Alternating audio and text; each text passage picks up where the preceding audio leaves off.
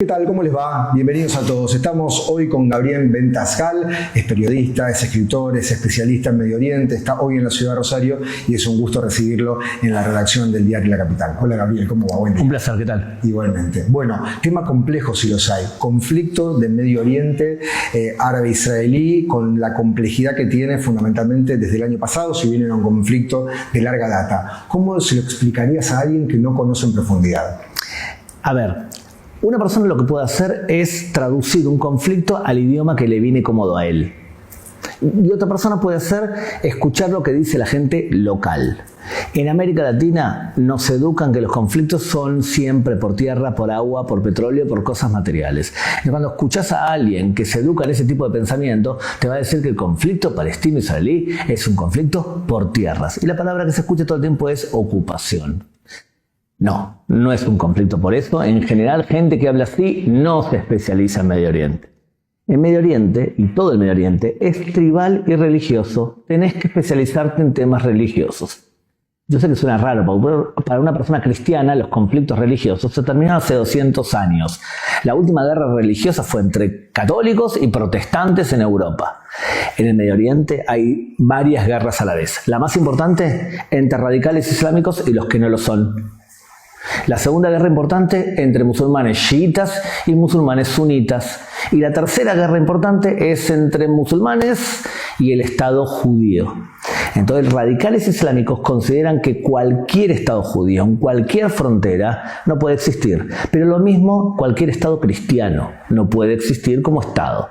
Entonces, el conflicto tiene mucho de religión, especialmente del lado de Hamas, de Hezbollah, de Irán. Tenés que saber religión. Consejo, si querés hablar con alguien de Medio Oriente y no te habla de religión, el tipo no habla de Medio Oriente, el tipo traduce.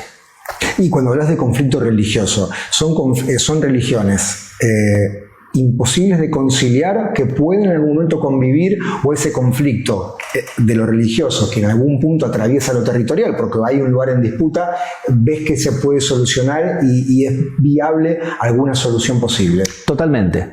Se puede crear un Estado palestino. Si nos estás oyendo en el medio de comunicación, busca Plan Olmert del año 2008. Es un plan de un mapa de un Estado palestino con ciertos intercambios territoriales que se crearían dos estados, uno judío, del pueblo judío con mayoría judía, y otro palestino donde no vivirían judíos. Ese mapa es un mapa bastante aceptable. O sea, se puede crear y hay una solución territorial, porque cuando un conflicto es por tierras o por agua o por petróleo, bueno, tú reconoces que yo tengo derecho a parte del petróleo, yo reconozco que tú tienes parte del petróleo y repartimos. Entonces se puede llegar a un acuerdo si fuese territorial. Cuando no hay una solución territorial porque el conflicto no es territorial, es más complicado, porque depende hasta qué punto esa religión que considera que no pueden vivir otros de forma independiente tiene que moderarse. ¿Se pueden las religiones moderar? Sí, totalmente. A ver, pensalo en voz alta. ¿Es lo mismo hoy un cristiano del 2024 en relación a un cristiano de la época de las cruzadas o de la Inquisición o del siglo VIII? No tiene nada que ver. La persona evoluciona, ve las cosas de otra forma, de alguna manera. Entonces se puede modificar. El Islam radical hoy es una manifestación que se puede modificar, porque lo que estamos viendo hoy históricamente es un reflejo de la Primera Guerra Mundial. Lo que ves hoy empezó la Primera Guerra Mundial. ¿Por qué? Porque históricamente la religión musulmana consideraba que otras religiones eran anuladas con la llegada del Islam. Se conoce en árabe como din al-batel, leyes anuladas, y la única ley que rige es din al-haq. Una persona que es moderada, el imán seguramente de Rosario, te va a decir: no, nosotros pensamos que otras religiones también tienen vigencia, porque él es moderado. Pero jamás no piensa así, piensa que cristianismo y judaísmo han sido anuladas con la llegada del Islam. ¿Bien? Ahora, vos imaginate lo siguiente: durante años vos educaste a tu gente que el cristiano es inferior, porque la única verdad es el Islam. ¿Bien? Y de pronto en la Primera Guerra Mundial, Francia e Inglaterra te conquistan. Francia e Inglaterra conquistan el Medio Oriente y conquistan el Islam. ¿Qué dice una persona que viene del Medio Oriente? ¿Por qué me conquistaron si yo soy superior? La respuesta que se da a sí mismo es porque no estoy cumpliendo la ley como debería, y la única forma de volver a ser potencia es regresando al siglo VII. ¿Y cómo lo hago? A través del adoctrinamiento, y cuando soy muy fuerte, a través de la Guerra Santa. Entonces lo que ves hoy es una evolución que comenzó la Primera Guerra Mundial. Mucha gente que te está escuchando debe pensar, bueno, pero el relato de Gabriel es muy sesgado, es muy pro-israelí, tenés una mirada, digamos, que anula al otro, que piensa que toda la responsabilidad del conflicto es, digamos, de Hamás y de las facciones radicalizadas, o hay responsabilidades compartidas en un conflicto tan prolongado. Bueno, una aclaración importante. ¿Viste esos especialistas en el Medio Oriente que venden libros, que asesoran a servicios de inteligencia?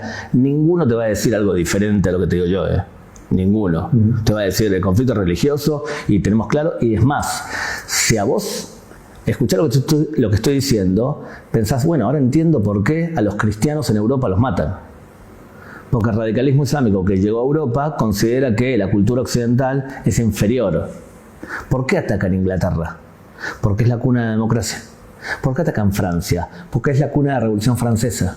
¿Por qué atacan Estados Unidos? Porque para ellos es la concepción de toda la cultura occidental. Entonces, ¿por qué persiguen cristianos en Medio Oriente? ¿Por qué mataron a armenios en la Primera Guerra Mundial? Mataron a armenios, el genocidio armenio.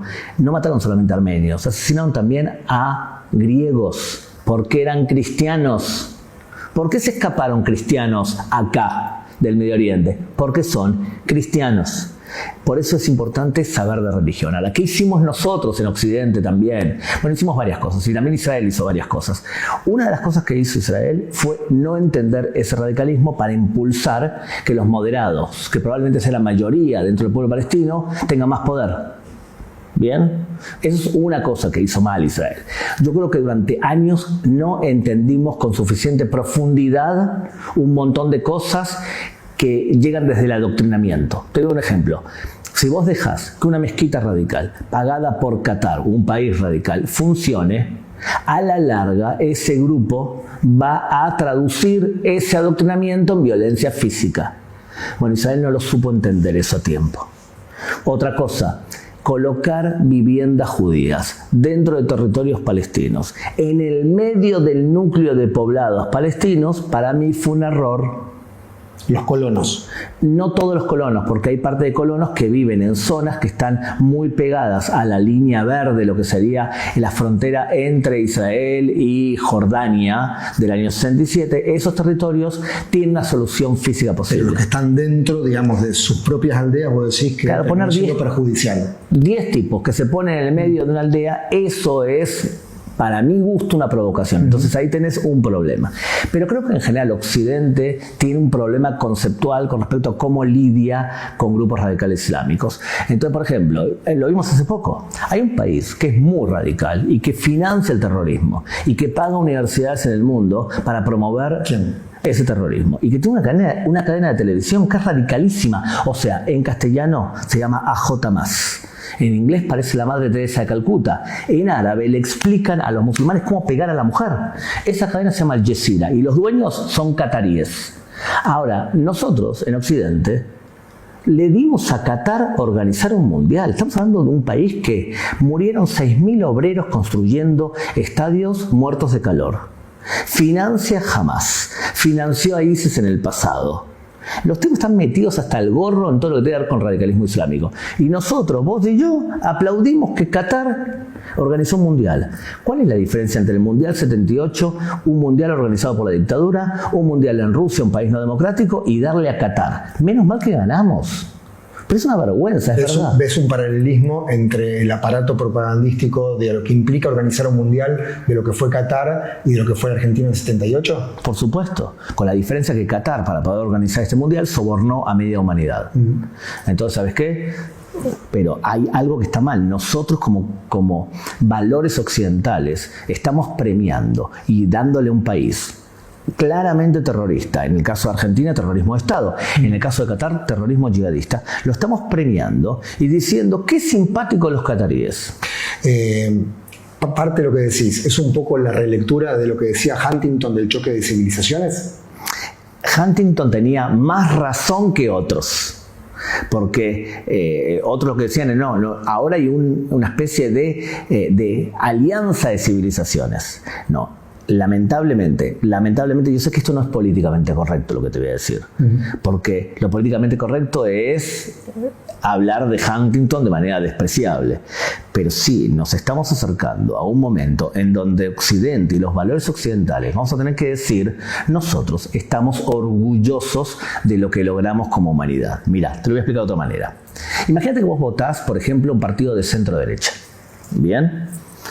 ¿Qué significa centro derecha? Significa que vos querés mantener lo que lograste como sociedad y querés hacer unos cambios para ser más competitivo. ¿Estamos de acuerdo? Si vos votás al centro izquierda, vos lo que querés es conservar lo que lograste como humanidad y que haya más justicia social, por ejemplo. Pero ambos partidos políticos quieren mantener lo que logramos como humanidad. Ahora vos pensá, ¿quién viaja más? ¿Vos viajaste más por el mundo o tu abuelo? Y yo. ¿Quién tiene más regalos cuando éramos chicos? ¿Quién se muere con menos enfermedades? Bueno, nosotros somos una generación, que es la modernidad, que logró cosas buenas. Ahora tenemos acceso a información. Vos cuando éramos chicos teníamos que comprar un manual, una enciclopedia. ¿Te acordás que venía la letra A hasta la letra D y venía en tomos? Claro, en tomos. Ahora vos tenés acceso a cualquier información. Ahora tu desafío es ver qué información es fake y es bullshit y una información que vale la pena. Ahí te detengo, hablando de información fake, bullshit. Mucho de lo que se está escuchando hoy por hoy cuando se quiere explicar el conflicto palestino-israelí es que Israel es un apartheid, que Israel comete genocidio y se recupera parte del cuestionamiento a la Segunda Guerra Mundial diciendo que, digamos, la víctima se convierte en victimario. ¿Es así? Muy bien, entonces voy dos partes. La primera, ¿te acuerdas que lo que te dije de conservador, de lo que es modernistas?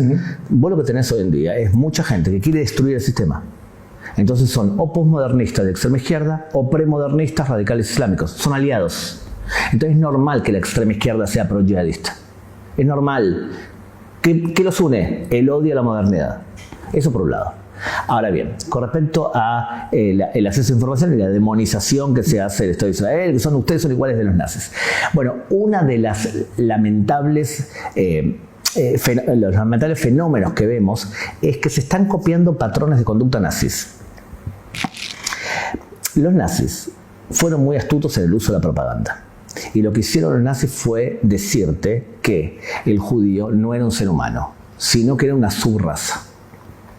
Tenía el aspecto humano, pero de verdad no eran humanos. Y se aprovechaban de los pueblos creativos como los arios.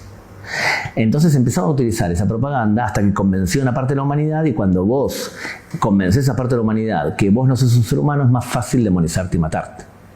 Si vos convences a la gente que el Estado de Israel es un Estado nazi, que el Estado de Israel es un Estado que hace apartheid, que el Estado de Israel es un Estado genocida, cosa que evidentemente no lo es, y puedo explicar por qué. ¿Por qué? Vos lo que estás creando es esa legitimidad que eres para que sea legítimo asesinar a ese Estado. Entonces estás copiando un patrón de conducta claramente nazi. Y vos decís, no lo es. ¿Por qué no lo es? Y porque es lógico. A ver, si Israel fuese un Estado genocida, para hacer un genocidio vos tenés que tener dos cosas. Igual que cuando vos salís a la calle a entrevistar a alguien. Vos cuando entrevistás a alguien, querés convencer a un presidente que te dé una nota.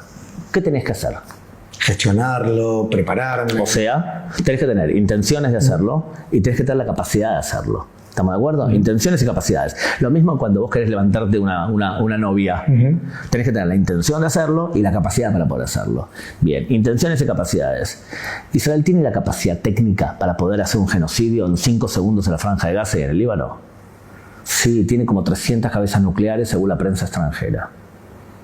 Tiene la capacidad. No la intención. No la intención. Ahora pensá al revés. El Hamas el 7 de octubre, cuando vos veías el ataque, ¿tenía la intención de hacer un genocidio? Por supuesto que sí. ¿Tenía la capacidad? No.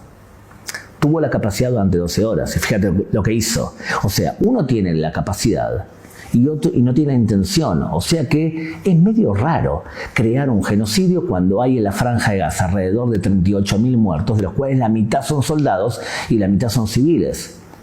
Es una guerra cruel, terrible. Ojalá no hubiese ocurrido. De ahí a llamar cualquier cosa genocidio, lo que estás haciendo es bastardeando genocidios de verdad. Y cuando te hablo de genocidio de verdad, te hablo de genocidio de Darfur, te hablo de genocidio de los armenios, te hablo de genocidio de los judíos, te hablo del genocidio, por ejemplo, que ahora están intentando hacer turcos contra kurdos. Ese tipo de genocidio lo está bastardeando, llamando genocidio a una guerra. Se banaliza el término. Y por supuesto, por la irresponsabilidad del uso de las palabras. Y lo otro que te quería preguntar es algo que también está muy en boga, es, bueno, pero Israel, digamos, tiene conductas segregacionistas con los palestinos, no los deja ingresar, los termina asfixiando, no le da alimento, no le da recursos, le bloquea la electricidad. ¿Cuánto de eso hay de cierto? Bueno, son varios puntos diferentes, ¿verdad? El Estado de Israel está en guerra con los palestinos desde hace años, pero viven 2 millones de musulmanes palestinos que tienen ciudadanía israelí. Van al parlamento, tienen cantantes, tienen jefes de banco, tienen jueces. O sea que tenemos a 2 millones, el 20% de la población de Israel son musulmanes, son árabes, y muchos de ellos sirven al ejército.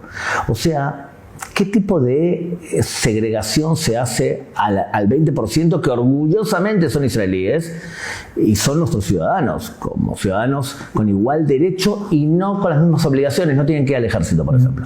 ¿Está bien? O sea, que ahí tienes un tipo de palestino. Ahora, vos me estás diciendo, ¿qué pasa con los palestinos de la Franja de Gaza? ¿Qué pasa con los palestinos de Cisjordania? Bueno, estamos en guerra.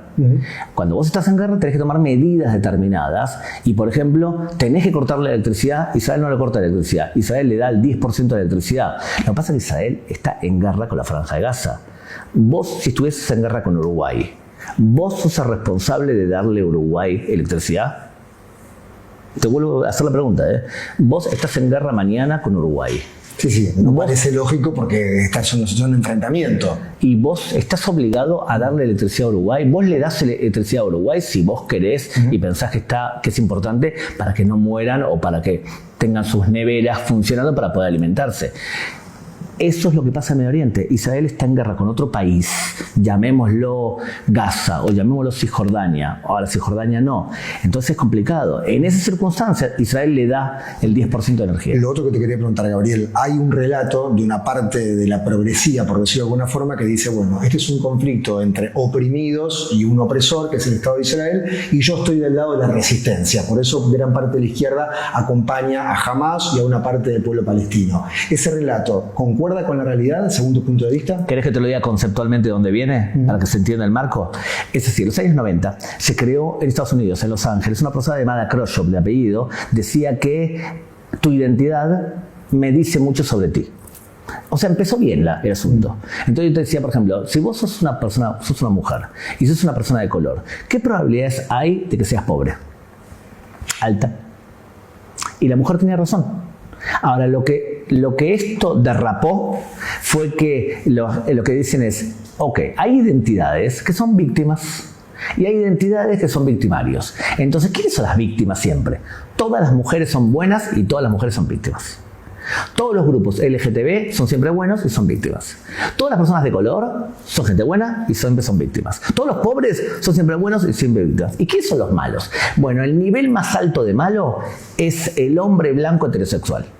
Ese es malísimo. Es el opresor por naturaleza.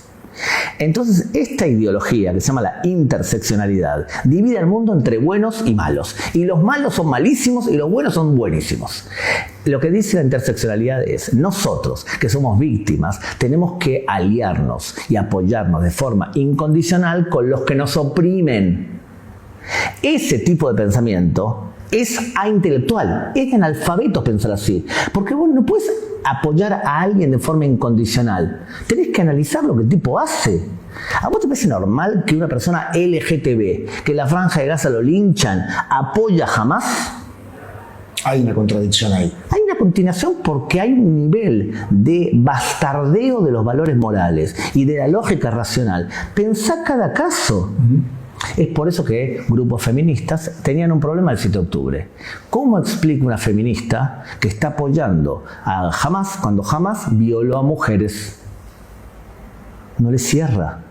Bueno, viene de la interseccionalidad, pero la interseccionalidad tiene una superficialidad intelectual que hace que hay que señalarlos. No estás apoyando a la víctima, estás simplemente actuando de forma pavlóvica.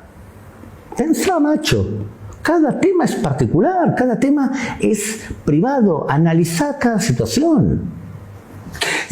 También lo otro que te quería preguntar a propósito de cómo se cuenta el conflicto en Medio Oriente, digamos, es que todo aquel que cuestiona, digamos, a la política del Estado de Israel es antisemita, antisionista. ¿Concordás con ese enfoque o se puede tener una política antigubernamental y que no necesariamente implica una negación de la existencia del pueblo judío? A ver, cuando una persona niega la existencia del Estado de Israel o promueve la destrucción, sí es un antisemita. Pero la persona que critica el Estado de Israel, pero por supuesto, bienvenido, los mayores críticos son los ciudadanos del Estado de Israel. Por supuesto, una persona que critica el Estado de Israel es totalmente legítima. ¿Cómo diferencias cuál es el límite? ¿Cómo? Bueno, hay varias técnicas, pero una de las técnicas es, si vos estás obsesionado con los judíos o con lo que hace el Estado de Israel y todo lo demás no te importa, ya es sospechoso. Bueno, recién aludiste a una serie de genocidios actuales. Claro. El enfoque del mundo no está sobre eso. Claro, por ejemplo, es una diputada como Biasi, del Partido Obrero, que está obsesionada con lo que hace el Estado de Israel y todo lo demás no habla. Bueno, esa obsesión es uno de los parámetros. Uno. El segundo parámetro es ser maniqueísta. Todo para vos es blanco y negro y todo lo que hace Israel siempre es malo. Si el Estado de Israel mete agua para que los palestinos tengan para tomar agua, bueno, lo hace para quedar bien con el público, no lo hace para salvar vidas. Siempre maniqueísta y siempre es malo. Y lo tercero, insulta. Israel es genocida, Israel es nazi, Israel hace aparte. O sea, una persona racional que analiza el tema se da cuenta que eso no es. ¿Por qué lo haces? Por lo que te dije antes, los nazis. O sea, cuando sumas los tres, obsesión, maniqueísmo, insulto, ahí tenés un antisemita. ¿Hay más antisemitismo después del 7 de octubre de 2023? Sí, hay más, promovido por distintos factores. O sea, el antisemitismo es un fenómeno que tiene 2000 años, no es algo nuevo. Lo que pasa es que va mutando. En el pasado, cuando la religión era importante, se asesinaba a judíos en nombre de la religión.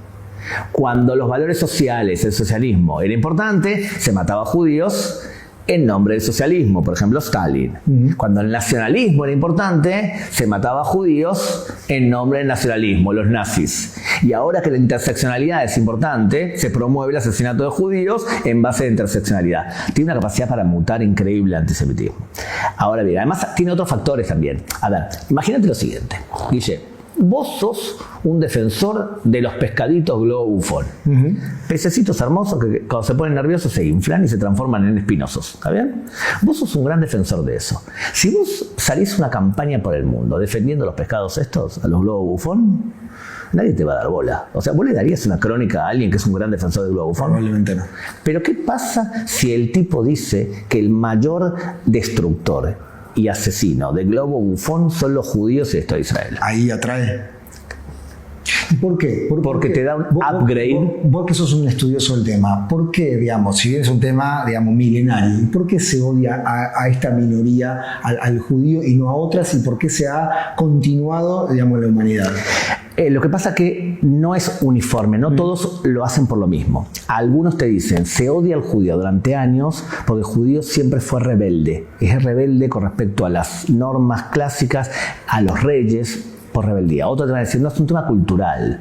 Siempre se lo utilizó al judío como chivo expiatorio para cuando alguien es un desgraciado echarle la culpa a alguien de afuera. Otro te va a decir, es un tema religioso. Durante años se educó que el judío asesinó a Dios y por lo tanto, si se asesinó a Dios, se puede asesinar al judío. Eso fue desde las cruzadas en adelante. O sea, hay explicaciones diferentes. Lo que pasa es que hoy el antisemitismo, que antes era un antisemitismo de corte religioso, donde una persona que era muy católica solía ser muy antisemita, hoy no es así. Hoy al contrario, cuanto más creyente la persona suele ser, más ponderada, más amigable hacia los judíos. Hoy el antisemitismo te lo promueven tres focos: el radicalismo islámico, la extrema izquierda, que es claramente antisemita, en algunos casos la izquierda, pero siempre la extrema izquierda se manifiesta de forma terriblemente antisemita.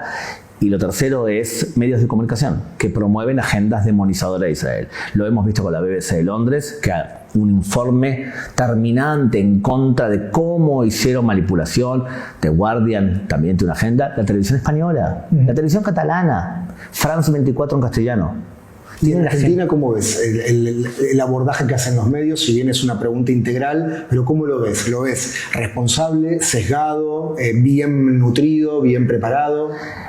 Muchísimo mejor que otros países, mucho más balanceado, escuchan a las dos partes. Creo que ayudó mucho Zoom.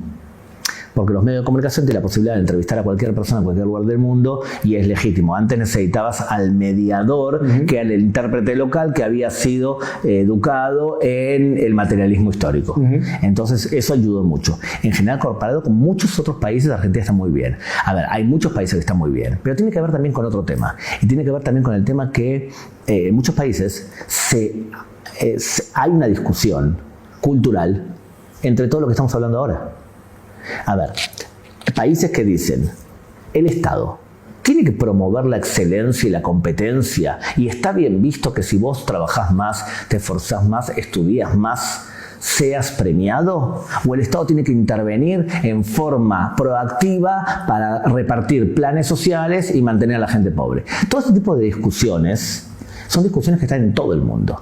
En todo el mundo. Entonces, muchos países en donde ya la agenda muy socialista fracasó, no digo que sea mala, porque yo vengo de un país, yo vivo en Israel, que es un país muy socialista para bien. Y si querés te explico por qué te digo para bien. En estos países que están buscando nuevamente recrearse y pensar, toman al Estado de Israel como un Estado exitoso, en donde la gente estudia, la gente crea un país de la nada, en donde hoy es potencia tecnológica. Entonces, ese tipo de países, como Argentina, por ejemplo, con el presidente Milei, que toma al Estado de Israel como un Estado que lo inspira, como un Estado del medio del desierto, que tiene 76 años, hoy en día tiene un ingreso per cápita de $56.000. ¿Cómo lo logró? ¿Lo logró estudiando? Quiero copiar cosas buenas que hicieron. ¿Por qué dijiste recién que Israel es un país socialista pero para bien? O con raíces socialistas de izquierda para bien. ¿Por qué? Porque socialista para mí bien es ayuda a la gente dándole las herramientas para poder crear riquezas solo. No lo esclavices a él, pero sí tenés que intervenir en ciertas cosas para permitirle que él sea Einstein. O sea, si él tiene la potencialidad para ser Einstein, dale las herramientas para que sea Einstein. Entonces, ¿dónde es donde el Estado de Israel sí actúa? El servicio de salud de Israel es socialista en todo sentido. Nosotros pagamos impuestos escalonados y el Estado te obliga a tener seguro médico y tenés aseguradoras, y por eso repartimos las vacunas tan rápido, porque las aseguradoras conocían a cada cliente y estábamos todos asegurados. Los medios de comunicación, de locomoción, son estatales. La educación, todo niño tiene que ir al colegio pagado por el Estado. Entonces hay muchas cosas que son mínimas que el Estado tiene que dar. Bien, pero por otro lado se fomenta y se felicita la producción. Vos para poder repartir tenés que producir. Entonces, si vos alentás la producción y felicitas al creativo y lo impulsás y le bajás los impuestos y el tipo produce más, y viene un tipo y te dice, yo quiero crear este producto, y te cuenta el producto, y viene el Estado y dice, excelente idea, ponés vos la mitad del dinero a través de inversores, yo pongo la mitad, y si tu emprendimiento tiene éxito, me devolvés lo que invertí, no el 50%. Entonces el Estado tiene un fondo de dinero y lo que hace es promover ideas creativas. Entonces creás riqueza, generás riqueza y después puedes repartir. Entonces es el socialismo para mí bien entendido. Se cuida al ciudadano, se lo protege, se le da lo que necesita para poder ser Einstein, pero no se reparte dinero para crear vagancia. Entiendo. Las últimas consultas. Lo que vimos en Países Bajos, en Ámsterdam el otro día, un partido entre el Ajax y Maccabi que termina con muchos simpatizantes israelíes golpeados, perseguidos. ¿Es un hecho que para vos es fácil de explicar? ¿Puede ser amplificable en otros lugares del mundo? Mira, el radicalismo islámico como ideología penetra a través de 5 pasos. Primero, crea comunidades y crea adeptos. A veces venido del extranjero, otras veces conversos. Primer paso. Segundo paso, es una religión pública. Significa hay que ocupar espacios públicos y que la gente nos vea. Tercero, crear una sociedad autónoma. No dependemos del Estado. Lo que me dice mi gobierno no me importa, lo que me dice mi imán es lo que me importa. Cuarto, golpeo o trato de manera muy dura a mi propia gente. Musulmán que no se viste de una manera determinada, lo castigo. Mujer que deambula por la calle sin acompañamiento de hombre, la castigo.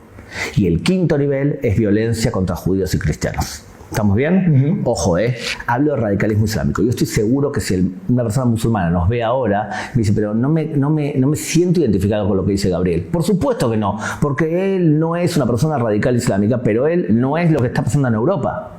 Y ojo, la gran mayoría de musulmanes en el mundo no son radicales. ¿Puede pasar en estos lugares del mundo, en Argentina? Espera, 5 niveles. Sí. ¿En qué nivel estás vos en Argentina? 2. ¿En qué nivel está en Europa? 5.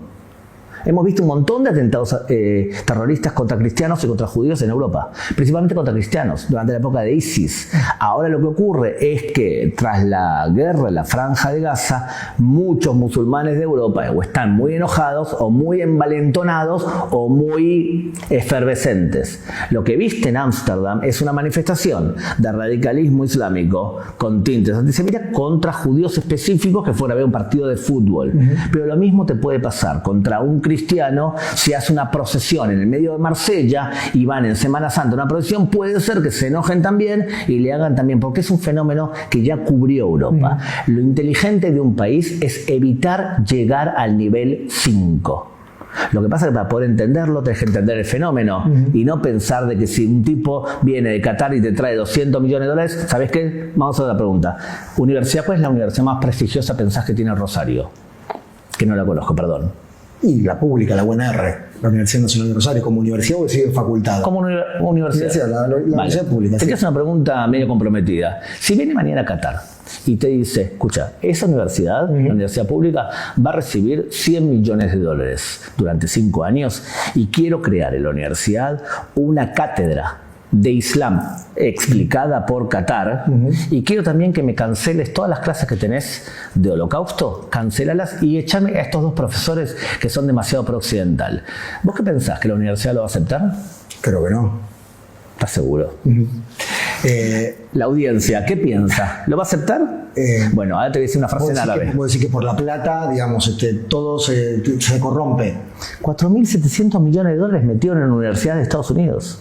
Te voy a decir una frase en árabe, te lo voy a decir en castellano. Si vos me necesitas, yo te compro.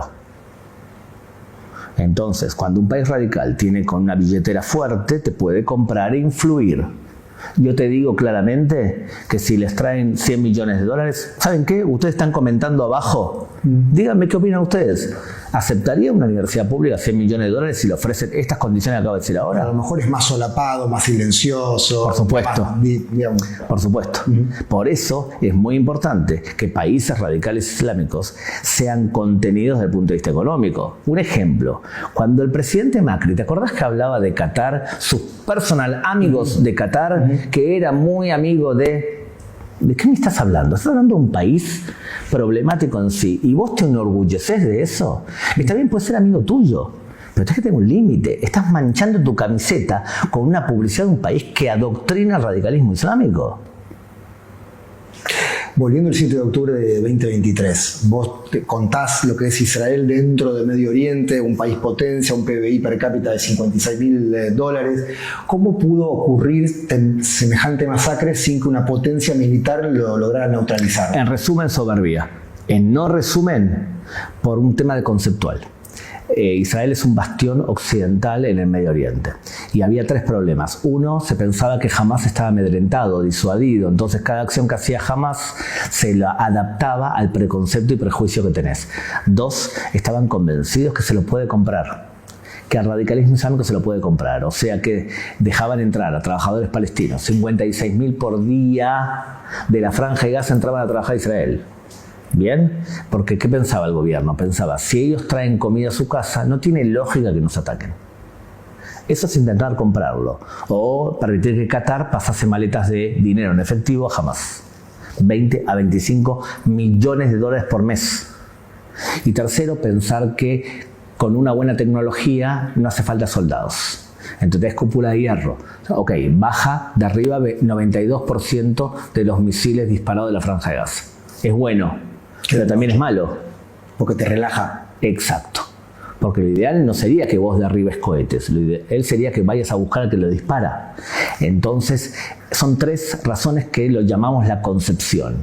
La concepción es una idea, un prejuicio, y toda la información la adaptás a ese prejuicio. Después hay cosas tácticas, que este hizo esto y no se dieron cuenta, ¿vale? Pero lo ideal es la concepción. Lo último, hablando de prejuicio. Hay mucho prejuicio en Occidente, en Argentina, al momento de querer entender el conflicto de Medio Oriente. ¿Se conoce en profundidad el asunto o se toca de oído en muchos casos sin tanta profundidad y puede haber una condena para uno de los bandos como si fuera una pelea entre buenos y malos? Yo, en este sentido, en los últimos años siento un progreso muy importante en ese tema. O sea, veo medios de comunicación hablando de forma mucho más responsable, entendiendo lo que es el radicalismo islámico, pero no depende tanto del 7 de octubre. Creo que ¿sabes cuál fue el momento de cambio? ¿Cuál? El primer momento de cambio, las Torres Gemelas. ¿Por qué radicales islámicos atentaron contra Estados Unidos? El problema era Israel y la ocupación. Segundo, ISIS. ISIS sacudió los cimientos de las concepciones materialistas a tal punto que vos te ves obligado a entender cómo piensa Hamás o ISIS, no cómo pensás vos. En ese sentido creo que Argentina, al ser un país que considero un país con tendencias intelectuales fuertes y con mucha responsabilidad, por ejemplo, en el tema de antisemitismo. O sea, los 3 países de tradición más antisemitas de habla hispana son España, Argentina y Chile. Argentina el antisemitismo no fue un tema menor históricamente. Aquel que te diga, no, en Argentina no hay antisemitismo, no hubo antisemitismo. El primer pogrom contra judíos fue en Argentina en el año 1919. El primer libro antisemita de toda América Latina fue La Bolsa del año 1890. El partido nazi más grande de todo el continente de América Latina y del mundo estaba en Argentina. Un profesor de la Universidad de Buenos Aires escribió un libro antisemita llamado El Plan Andinia, y por eso metieron a Yossi, espía arrepentido, a averiguar cómo los judíos iban a ejecutar el Plan Andinia. El tema del antisemitismo de Argentina no es un tema menor, pero Argentina se toma el tema del antisemitismo en serio. Aprobaron leyes muy buenas, se lo toman en serio, muy en serio. Entonces yo creo que sí, hay tradición antisemita, pero Argentina es un país que se toma en serio. Chile no, y España no están conscientes hasta qué punto tiene una tradición antisemita que no la tratan. España es un problemón. Chile también, pero por otras razones. Pero Argentina en ese sentido tiene una responsabilidad que es digna de felicitar. Y no depende de este gobierno.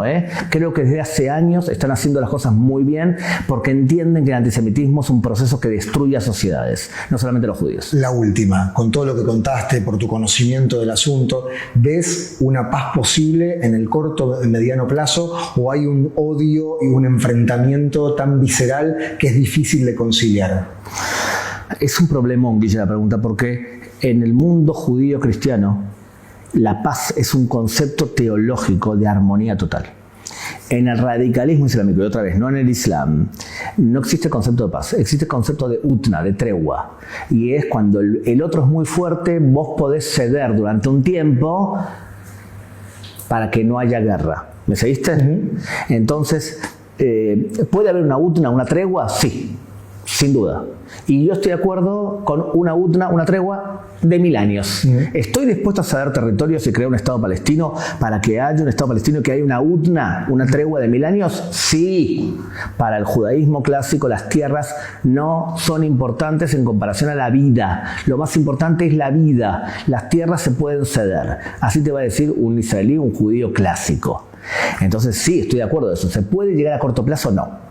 Porque, como te dije antes, debido a que el radicalismo islámico es el que está detrás de todo este asunto, se tiene que moderar. Y para que se modere, tenemos que vencerlo. Gabriel, gracias por estos minutos con la capital. Por favor.